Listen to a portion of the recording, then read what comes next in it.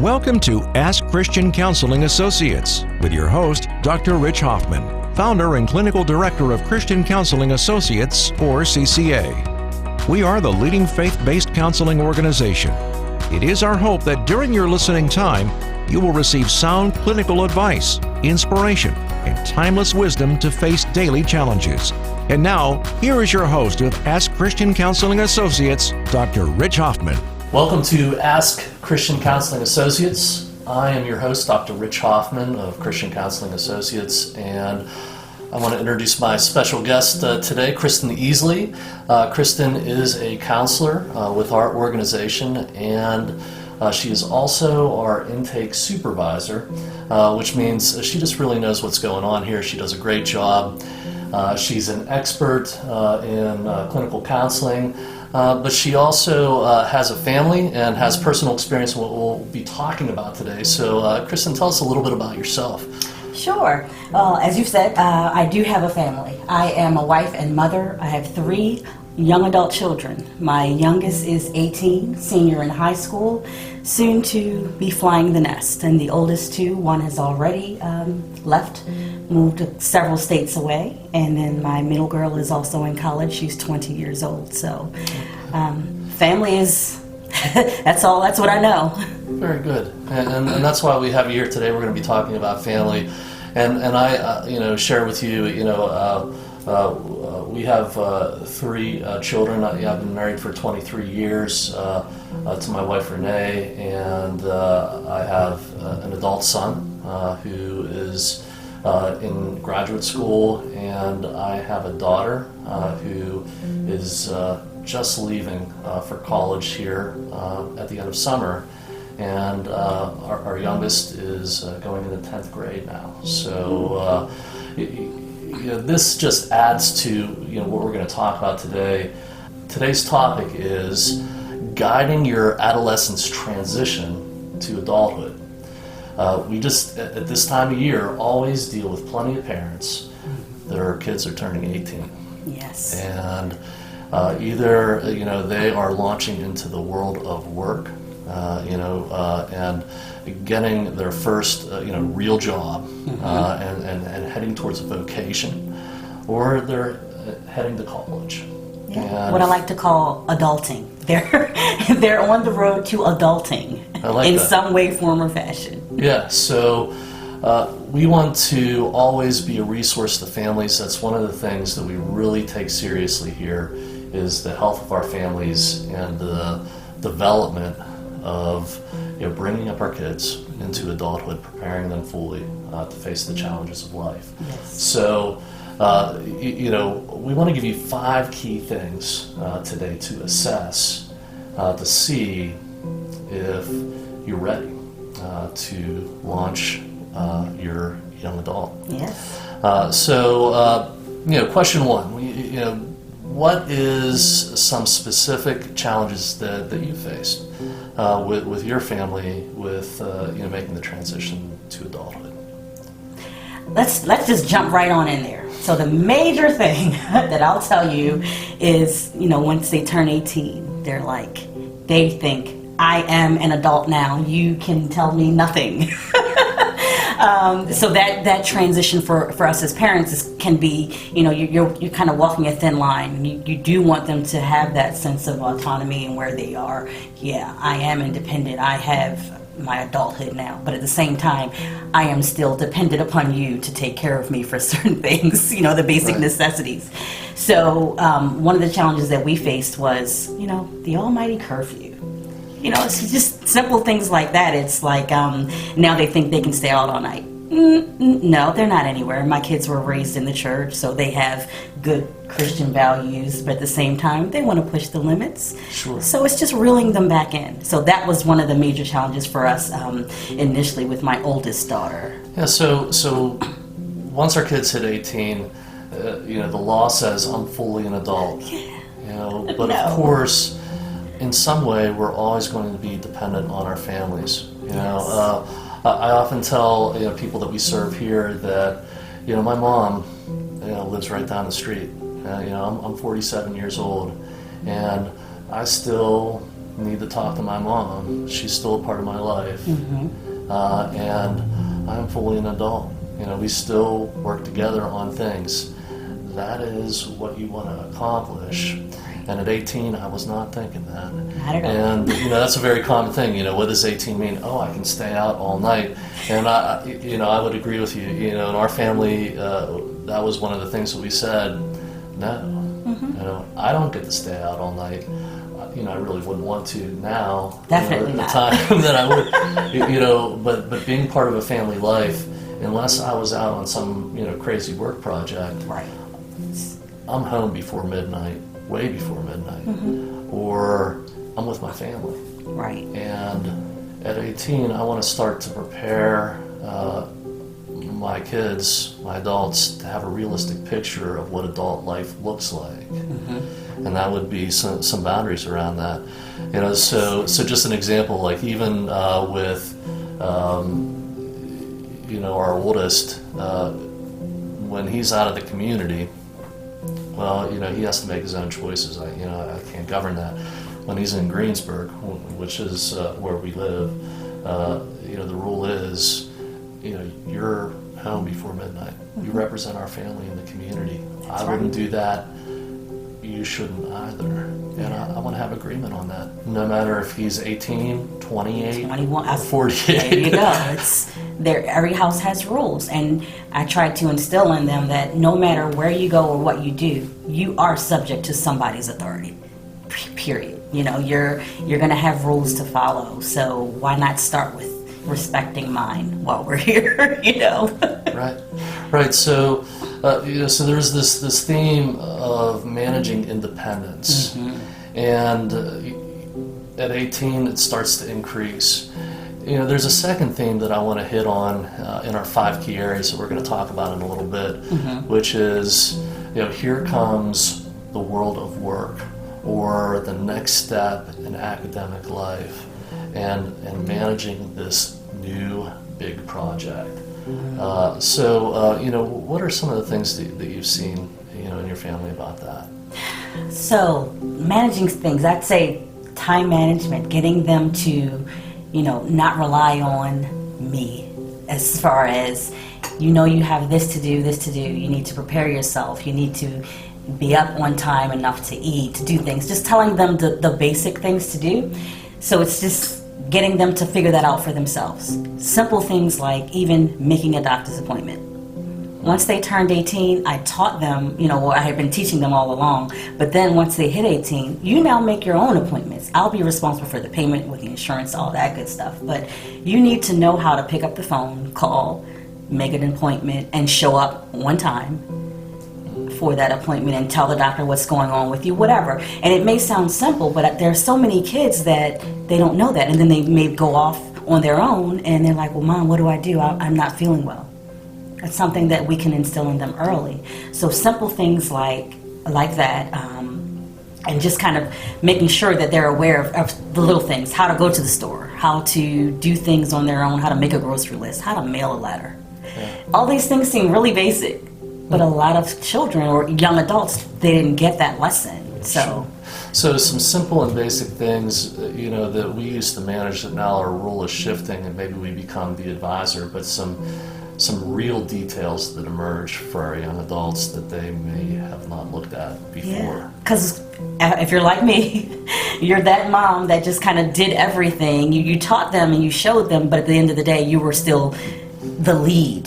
So it's now, as they become young adults, you have to allow them to now take that lead and have their independence so that they are, responsible for those types of things. Okay, so that gets us thinking, to all the parents out there, I hope that you're starting to track with, what are all of the things that we need to look to make sure that they're happening or not happening, to know that our kids are on the right track.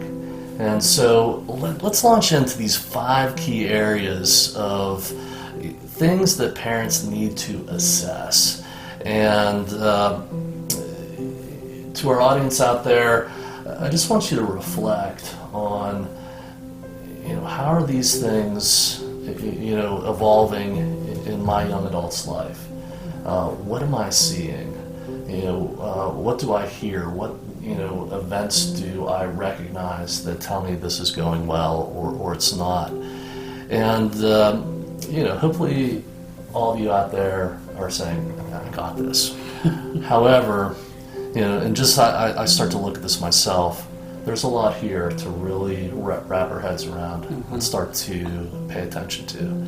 And in this season, this is the time, to really take an inventory of these things. So 5 key areas in your young adult's life that you want to assess. Number 1, academic or vocational maturity.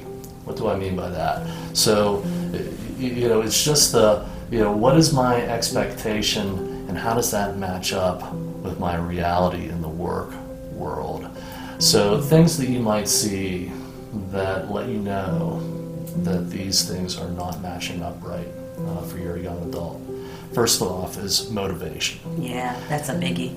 Are you headed into this task with the right amount of energy? Now, I've seen people that are too motivated, but usually the thing that we're dealing with here is a lack of motivation. This is all going to happen for me. The world is going to come to me now. And, certainly this would be a warning sign that this is going to take a lot of energy, a lot of focus on details. And is that there, for your young adult? That's a good point, because I can tell you with my oldest, and looking back now that I'm on the 3rd child, getting ready to launch into, adulthood or adulting, with her, even every task seemed to be a challenge. She did pretty good in school. She was on a roll, solid B+ average throughout high school and all. But when it came down to just talking with her, asking, okay, what do you want to do? Do you want to pursue college? Do you want to go into the workforce? What do you want to do? And it was like pulling teeth. And even naming, what are your top 5 choices? She decided on college. Naming the top 5. Getting that list to 5 was difficult. Getting 2. So and I look back and I think, and I'm like, wait, was that a sign? And I'm here to say, I think that's definitely a sign. If you have to really force feed every idea into your young adult's mind, then that means maybe they're not ready for that particular step. And you may want to do some more, evaluating with them and help them to self-evaluate, because she didn't finish school.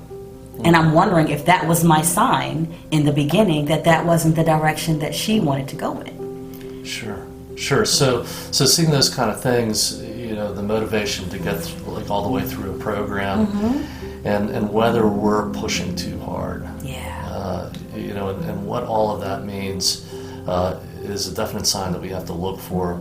On the other side of that, maybe is inflated expectations. Everybody wants to be an astronaut, a firefighter, a veterinarian, and we talk about all these wonderful things. That's all okay, but at the core of that is the real expectation. I want you to be able to handle responsibility. Yes. I want you to be able to work hard, and with the people that you're working with to be reliable. Yeah. And then, can you do that, in this field of work, in the long haul? Can you keep that going? And helping, my family ask that question over and over again is so very important, because again, we're assessing motivation. Yes. And we're assessing reality. Absolutely. So a lot of these things that sometimes people, that we see later on in life, where they come to a realization, I don't like what I do. So many times. Yeah, I thought this was going to be great, but now I'm faced with a whole life of having to do this, and this is not me.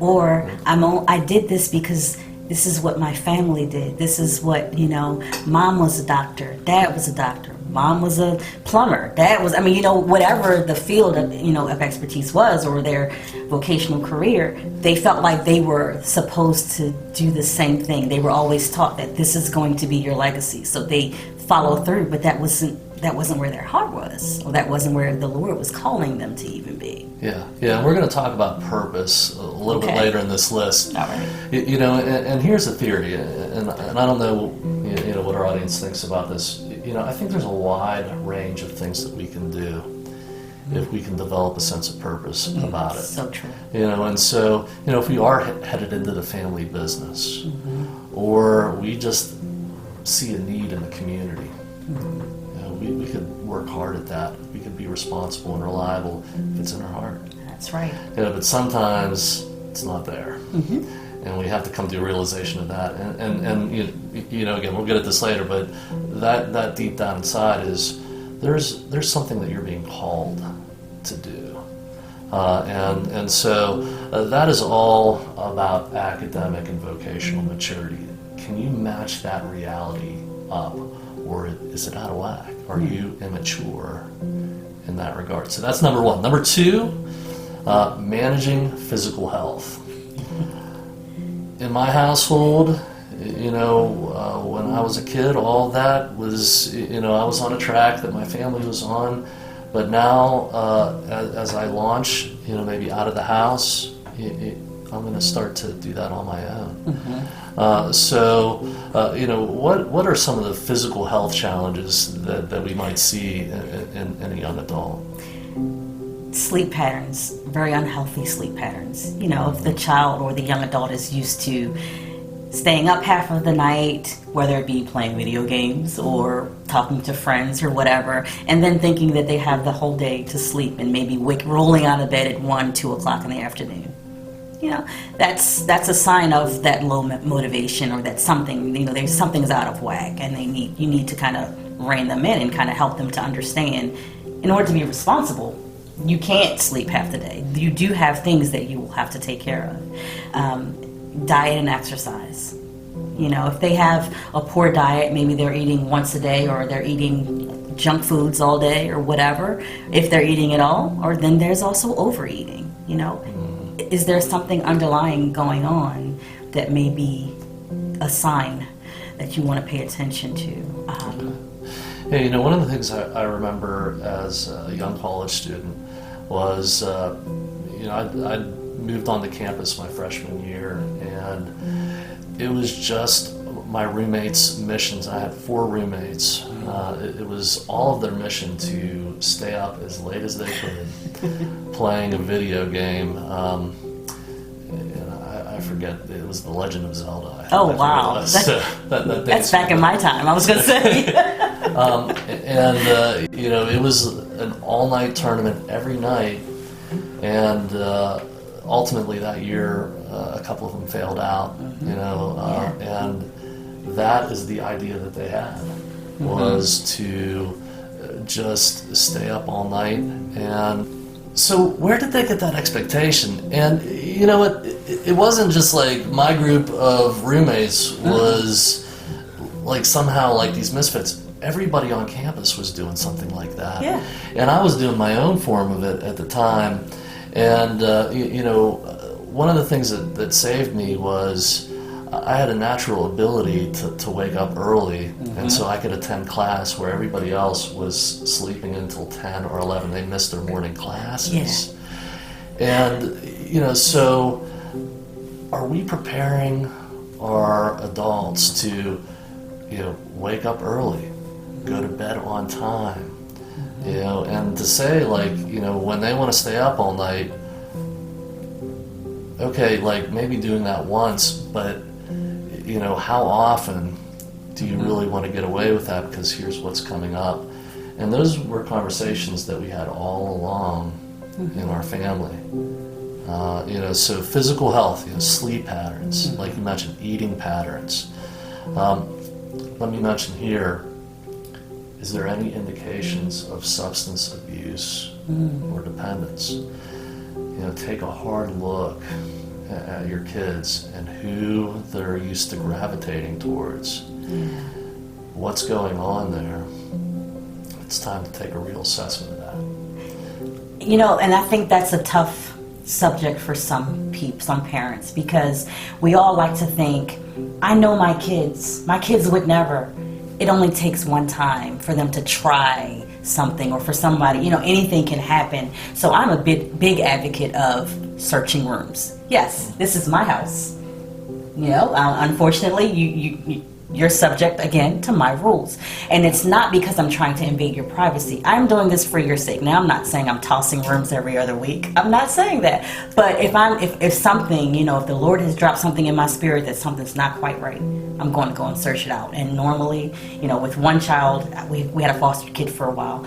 I would find things, and it never failed me. So I think that we can't be afraid to kind of look and, not just take that not my kid approach, because not every kid is a bad kid because they tried a substance. It's just something that they fell into, made one bad decision, and if you catch it early enough, then you're able to, work it out. That's a great value.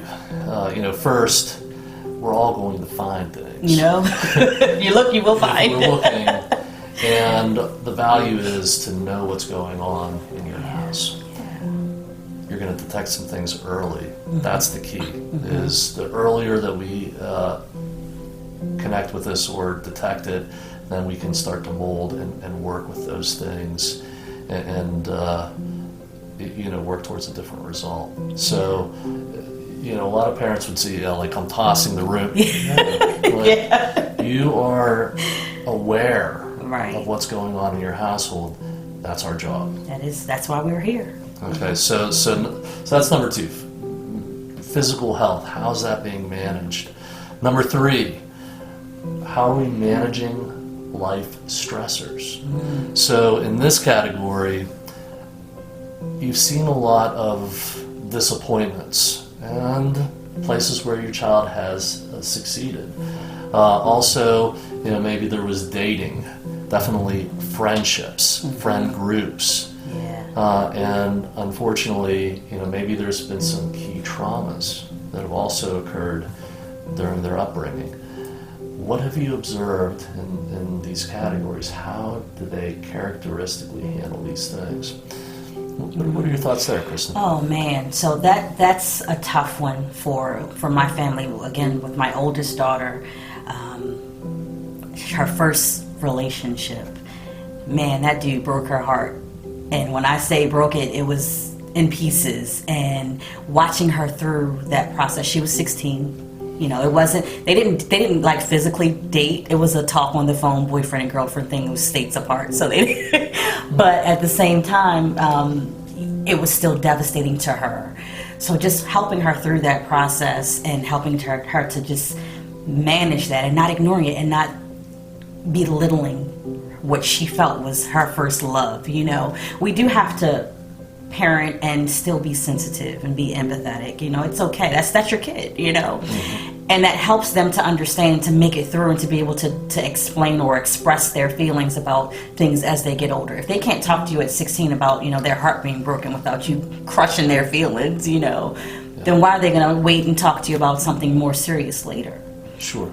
So that was one thing, just listening to her, and then also letting her know, hey, these things happen. It's okay. It's okay to cry. Be in touch with those emotions, experience all of them, express it, but still push on. So I think just listening to them as they go through their disappointments, whether it be even a bad grade. If they're used to being a straight A student, and all of a sudden they bring their first B home, don't make it seem like it's a little thing. That's something major to them. So kind of go hear them out and be there. Well, one thing is we depart from the relationships and go on to grades. The great divide between, just the seriousness and what we see in families coming in to, come to counseling, deal with real issues. Just how all over the spectrum relationships can be for your adolescents, and by the time they've made it to young adulthood, there's a lot of different things that could have happened. And some damage that has been done, or some habits that have been formed, that going into adulthood we have some major concerns. Yes. It's time to assess that. Whatever it may be. That's a whole other series Yes, in our parenting courses to manage relationships effectively. But it's going to be key to management of stressors, how are intimate relationships, how are friend relationships handled, and then moving on to disappointments, all in the same category. You start to see patterns. Even, I got a grade that I didn't want to get, or this class didn't work out for me. On this end of the spectrum, I quit. Yeah. To everybody has to tell me how great I am on this side of the scale. You can see a lot of patterns start to emerge that once they launch from the family are going to start to take on a life of their own. We want to start to recognize this as they transition into adulthood. Right, like we said, being observant and just aware of these things as early as possible can affect maybe things down the road. So that leads into our next topic, or our fourth area to assess, which is emotional health. All these patterns that we assessed in the first three are leading into emotional things. And we start to recognize how these things are emerging or growing, hopefully in a great direction. If they're not, it's not the end of the world. Assessment is key, because we just want to also come to a reality about that. And so, is there depression? Is there anxiety? Are there definable issues with how we cope and problem solve? Any examples that you would see there, Kristen? So I will say, for my girls, for my daughters, their problem solving skills were not there. But then my son, who happens to be the youngest, you give him anything and he's going to fix it. He's going to, work through it, and just watching his thought process and everything. So it's just amazing to see the difference. They all grew up in the same home. They all got the same teachings, but they each came out different. I mean, their problem solving skills and everything else, motivation levels, all the things that we've talked about so far, everything is different with each of them. And what I see in him, though, and that's the good thing that I can encourage everyone watching to look for in your kids is if you see that they're motivated to do something and you watch everything that they do and how they go about it, like from researching colleges, even financially, he has taken the time and on his own. We didn't have to push and pry. He said he would come to us with a list and spreadsheets, and this one costs this much, and if I get this type of thing or whatever, and oh, by the way, if I don't get in, then my second choice is this, and I've figured these things out. So he has a plan A, a plan B, just watching that process unfold and just seeing how different even his older sister is, my middle girl. She's in school, but if something happens and doesn't go the way that she's planned, she's in a meltdown. So even just guiding them through the process and helping them to work through these things on their own and take a little step and ask for help, which is one thing that I can tell you that the girls, they didn't like to ask for help. They would just struggle. Yeah. So you see, and most parents here are going to be aware that between our children, from the beginning, you see differences that are significant in temperament, and that evolves into patterns. And so, in my family, our oldest, was very reactive. In comparison to our two daughters, who had more of a calm demeanor. Again, in comparison, and so, that just evolved over time, where there were different challenges.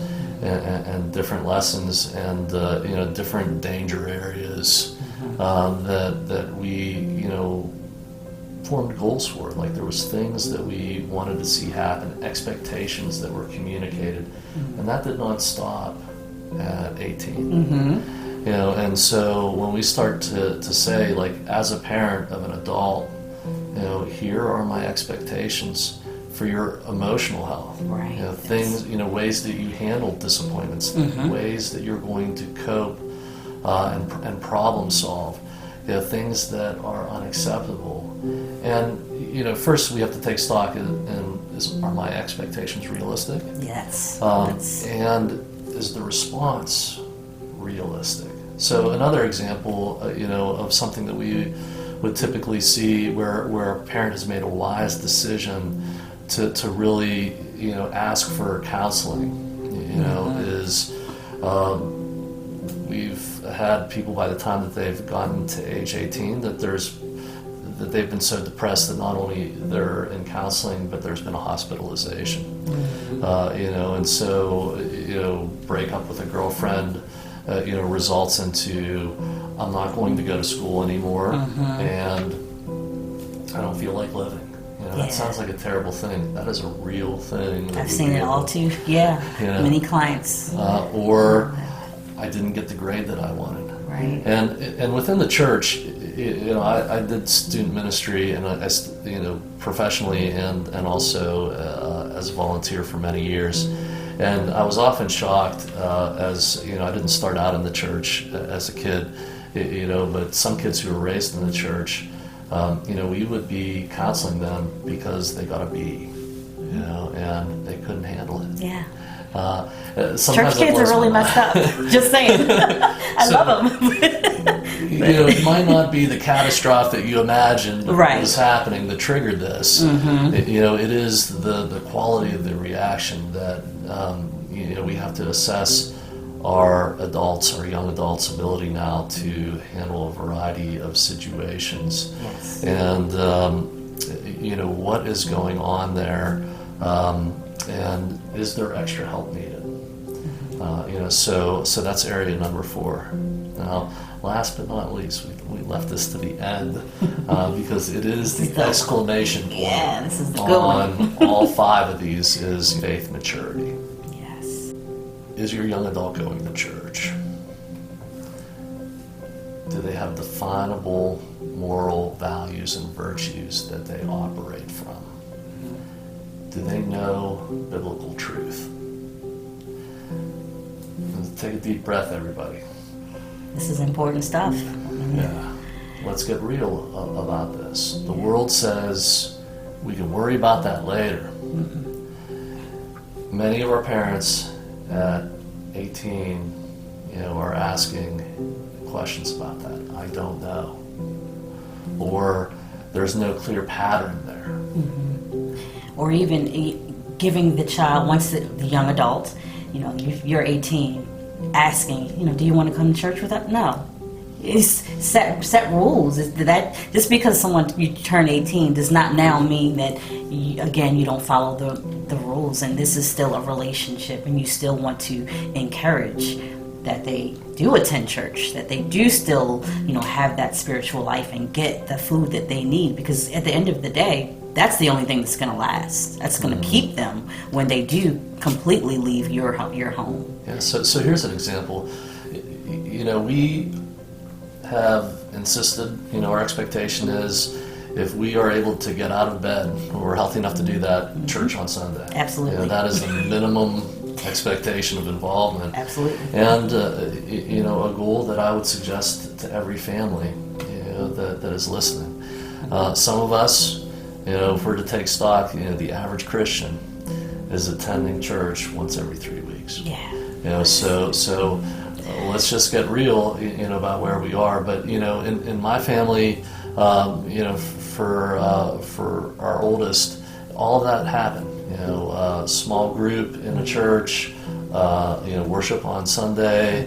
But the thing that we argued about is, do you have Christian friends? Is your primary friends in the church? And I'll tell you, for a long time, it was not there. And then, the argument that goes back, well, why does that matter? You are the company you keep, but they don't see that. They don't see how their light is dimmed. Now, I'm not suggesting that you can't have non-Christian friends, because they may learn something from you. But if you become now influenced by those around you who are not following the principles that you were raised on, biblical principles, that's where the problem comes in. Yeah. So all of these things are signs of faith maturity. But it does get down to preparing the adolescent to be on their own in adulthood.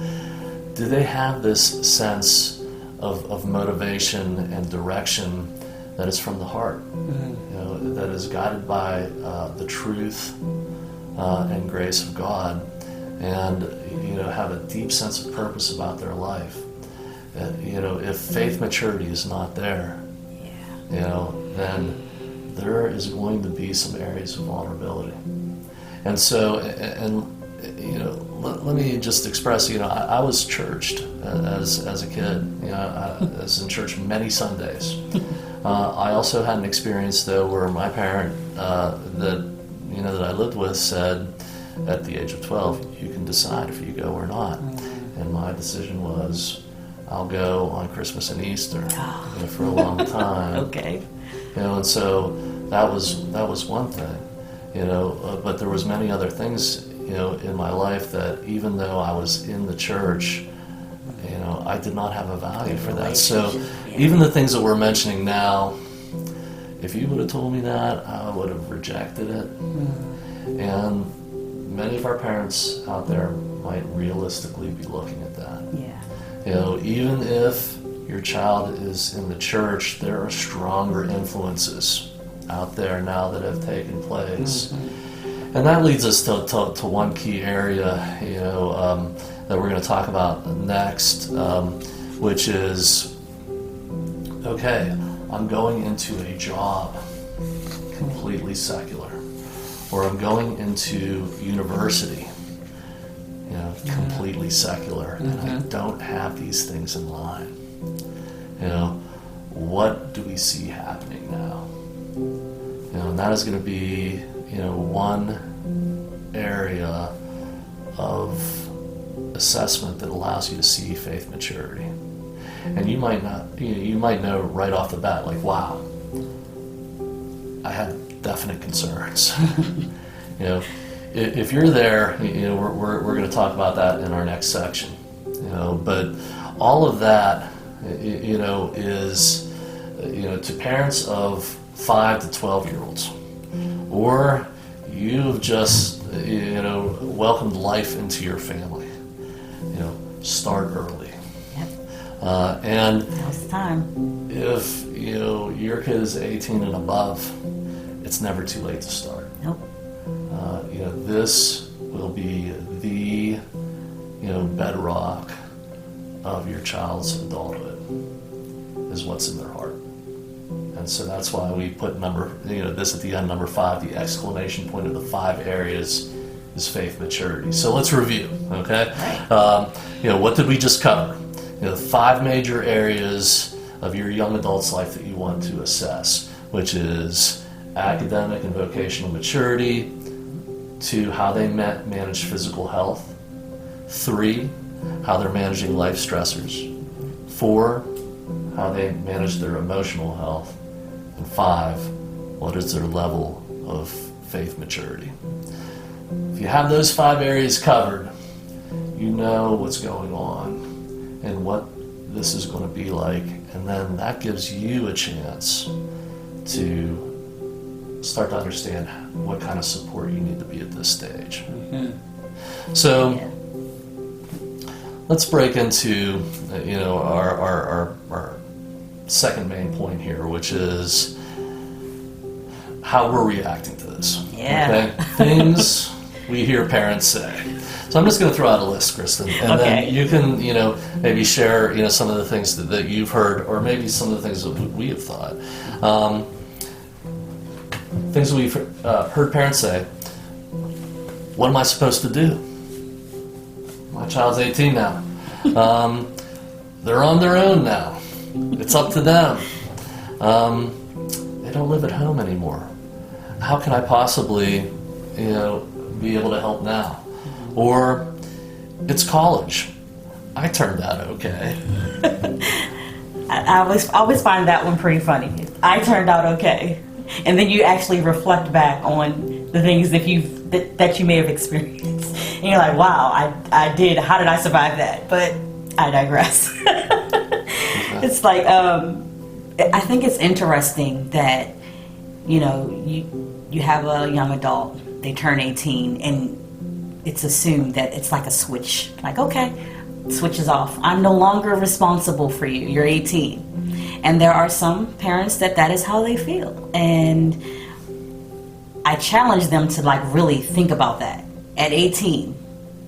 Even thinking about maybe what you've experienced when you turned 18. Were you ready to actually have life on your own? Were you ready to do everything for yourself at 11:59 of the day before your birthday? I mean, it's like, let's really think about it, because no, just because I turned 18 does not mean I have that level of maturity where I can provide for myself, where I can care for myself and provide all the basic needs for myself.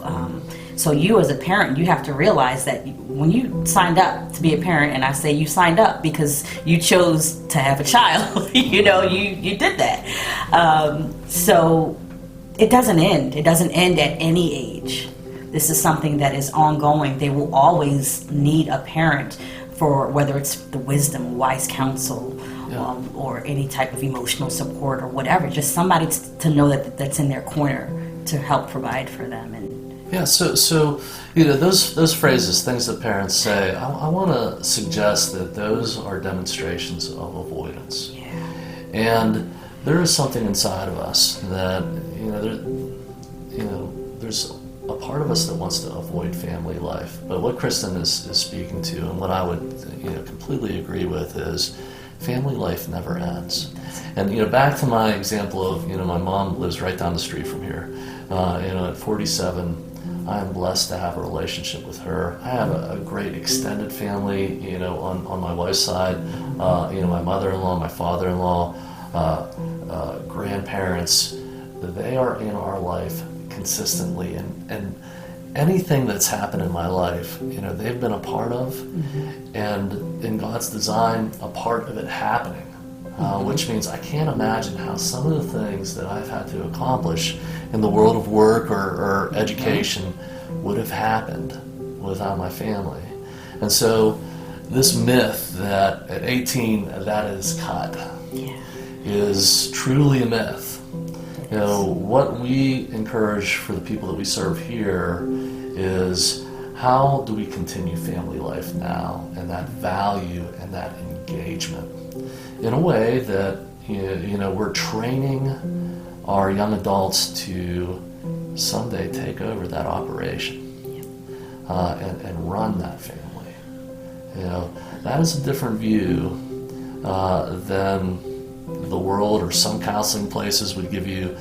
But I would tell you, as a person who has consulted with families, helped families for 23 years, that is the key to launching into adulthood.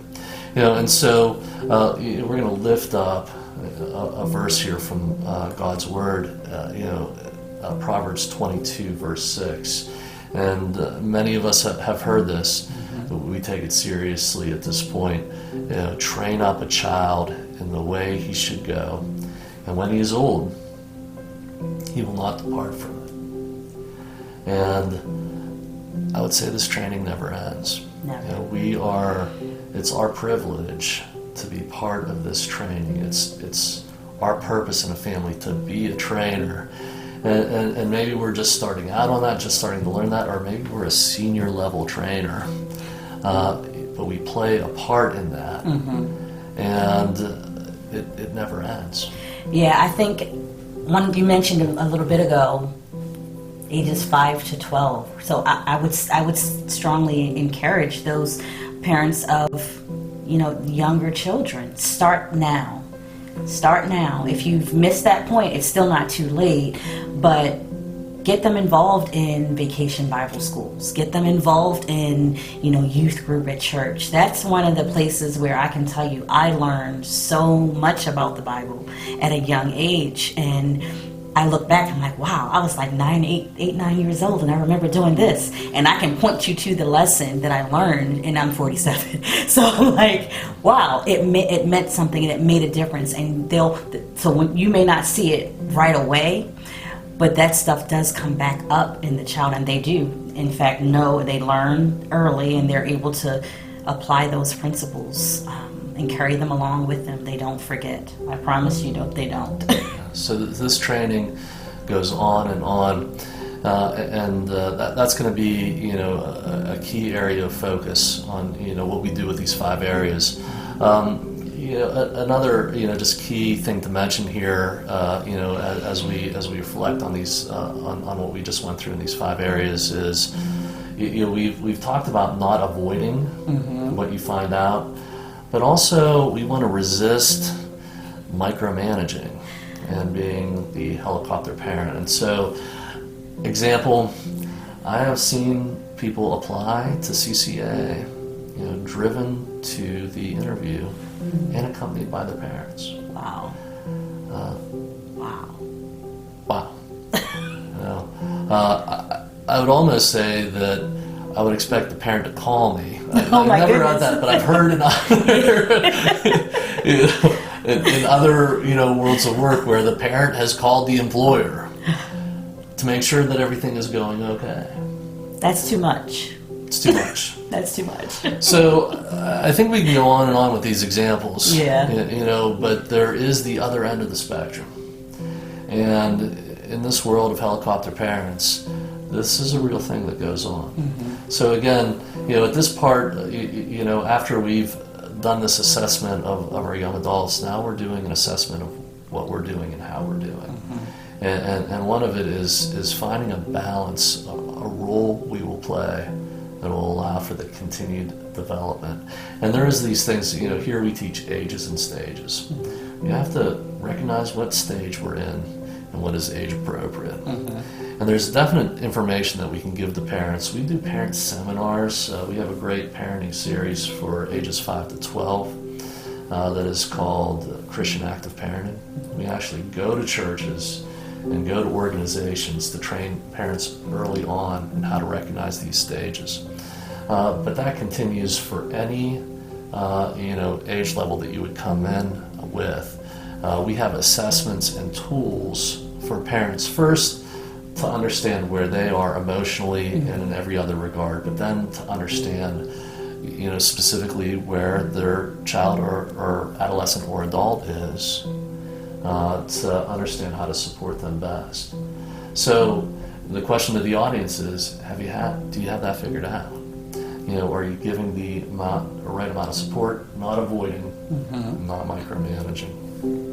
And that leads us into another point, be the example. Yes. At all stages, if everything that we've just talked about, if I'm suffering physically, emotionally, with maturity, how am I going to teach this? And so know that when you assess significant issues, your ability to do that is you've already done that work for yourself. What are some of the things that you see with adults and families in your clinical work here? So I will tell you, sometimes the parent will overshare, their emotions with, the child or the young adult that is maybe ready to launch. And in that oversharing, the young adult may feel a sense of responsibility, like, oh, I can't do this because mom isn't going to be okay if I leave and, I got a wonderful opportunity to move to another state to work. Great opportunity as, out of high school and whatever, but I can't because mom's not going to be able to handle it. Because mom has overshared, and so the conversation can be, oh, what am I going to do when you leave? And mom may think that she's just expressing her emotion, which she is, but constantly, over and over, that is the child's remembering, the young adult's remembering that, and so now that's all they're hearing is, oh my gosh, I want to leave. I want to start my next season of my life, but I can't because mom's not going to be okay. Or, what's going to happen when I leave? Is my younger brother going to be okay? So they feel this sense of responsibility to others, and they put themselves, to the side and don't, so I've seen that a lot, where the parents are oversharing and causing their emotions to kind of weigh down the young adult in the family. Yeah, so that's, just noticing those kind of things, and I would just say anything that would bring people to counseling, if it's significant enough and it's operating in your own life, you're sort of like creating this reverse example. You have a lot of influence in every stage, and if we're not managing things, how can we then turn around and say, okay, I'm going to hand this all over to you, you manage it. and that's, in a sense, what we're doing. It's just moving on down the line.